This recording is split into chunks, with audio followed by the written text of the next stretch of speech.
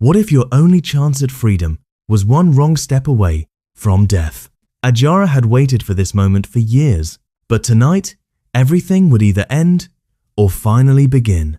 Ajara was no longer treated like a prisoner. She had earned their trust. The chains were gone. The guards no longer watched her every second. She moved more freely inside the camp. But the camp itself was changing. After their last attack, more girls and boys had been brought in. The girls were already being chosen as wives, forced to give birth to future fighters.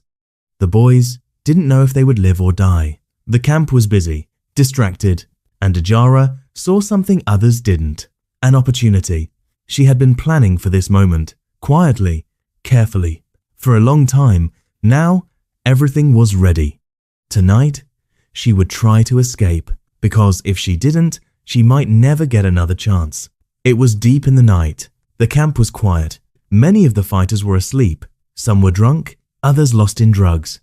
Ajara held her son close. Her heart was beating fast. She had already planned every step in her head.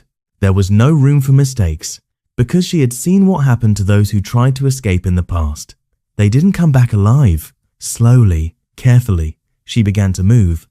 She stepped into the darkness, blending into the shadows like she belonged there. Every sound mattered. Every movement had to be silent. She covered her son's mouth gently, making sure he didn't make a sound. They moved past sleeping tents, past weapons, past men who could kill them in seconds. Her heart pounded louder with every step. Then suddenly, she heard footsteps coming closer. Ajara froze. Her body pressed against the wall. Her breathing stopped. The footsteps were heavy, uneven. It was him, her husband, drunk, dangerous. He was dragging a young girl with him. She was struggling, crying quietly. Ajara knew exactly what that meant. Her body shook, but she didn't move. If she ran, she would be seen. If she made a sound, it was over. So she stayed still and waited. The footsteps came closer, closer. Then they passed. Ajara didn't breathe until the sound disappeared into the night. She had survived by seconds. Now she was close, very close. The outer part of the camp, the edge between captivity and freedom.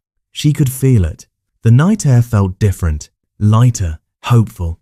But she didn't rush. She knew this was the most dangerous moment. One mistake here, and everything would end. She looked down at her son. He was quiet, scared, but trusting her completely. And in that moment, Ajara remembered why she was doing this. Not just for herself, but for him, for his future, for a life beyond this place. She marked the final path in her mind. Not yet. Not tonight. She would return to her tent. She would wait for the perfect moment. And when it came, she would run. She returned to her wifely duties and routine life with the commander. He had taken the young girl her was dragging the other night as a second wife, and his attention was more focused on breaking her. That was the A move that worked in Ajara's favor. She just needed to be a little more patient. Not too long after the night she mapped her escape, the night finally came. The moment she had been waiting for. Her patience had paid off. Ajara gathered small supplies, just enough to survive for 2 days. No more. She took her son's hand, and without looking back, they moved. Her husband did not even notice her absence. He was too carried away with violating his latest acquisition. Step by step, they followed the path she had memorized. Through darkness, through trees, through silence. The camp slowly disappeared behind them. For the first time in years, Ajara was no longer inside. She was outside, free, but not safe. Not yet. They walked deep into the forest. The night covered them, protected them. Ajara moved fast, but carefully. Every sound made her alert. Every shadow felt alive. She remembered her family, their faces, their voices, the life she had lost, and now, maybe, the life she could get back. Her son held her hand tightly. He was her strength, her reason, her hope. Then she saw it. A clearing, open space, moonlight shining on the ground. It felt like freedom, real freedom. And just as hope filled her heart, everything changed. Light, sudden light, torches, voices, loud voices. Ajara froze. Her heart dropped. They had found her. This was the end. She fell to the ground, holding her son tightly, begging, crying, waiting for death. But then a voice said, "It's a woman and a child." The voices were different. Not the militants. These were soldiers. Government soldiers. They had been tracking the camp. Ajara couldn't believe her luck. After everything, she had not been found by her captors, but by her rescuers. Ajara cried, not from fear this time, but from relief. She told them everything. The camp, the leaders, the location, the horrors. The soldiers took her and her son with them for days. They questioned her. They needed to be sure. And when they confirmed her story, they attacked the camp. Many militants were killed, including her husband. Many girls were rescued, some with babies, some pregnant, some broken. Some boys survived, others didn't. But the camp was finally destroyed.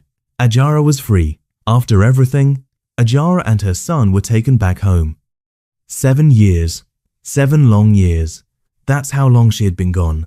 She was no longer the girl who was taken. She was a woman now, a survivor. But she was afraid. Would her family accept her? Would they accept her son? A child born to one who inflicted pain. But still the child was innocent.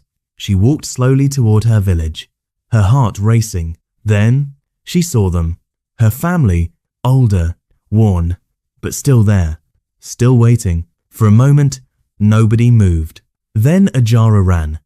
Her son ran with her, and they fell into each other's arms, crying, holding on, not letting go.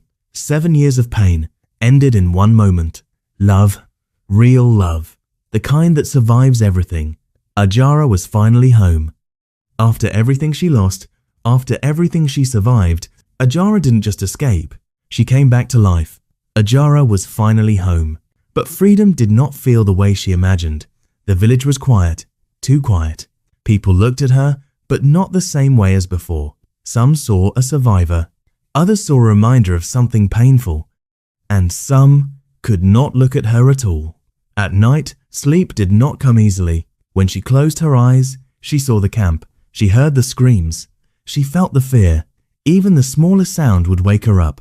Her son would hold her the same way she once held him in the dark. He was growing, slowly, learning how to smile again, learning how to be a child.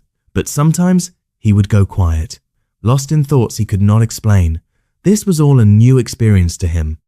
Born in his mother's captivity, he had never known what freedom meant, because even though he was free, he remembered.